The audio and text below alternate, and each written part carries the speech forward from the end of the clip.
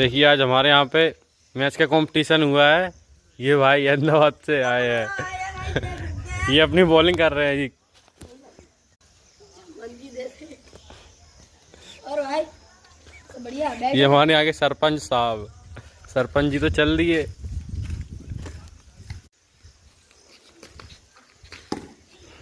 अरे अरे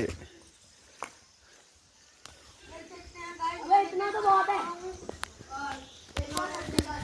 ये अभी बच्चे लोग हैं, इनसे बच्चे से चच्चा पंगा नहीं करने का। अभी हम आएंगे महफिल में। चलो भाई चल बैठ। अरे आओ चलो चलो हाँ बोलो मैं देखिए। हाँ देख थ्रो अलाउ नहीं है। ये मत अच्छी हो जाए नहीं डरी नहीं लगेगी। रोक नहीं गई। ओह जमन की चौहान मारेंगे अभी। और टट्टू पर मत डाल दियो।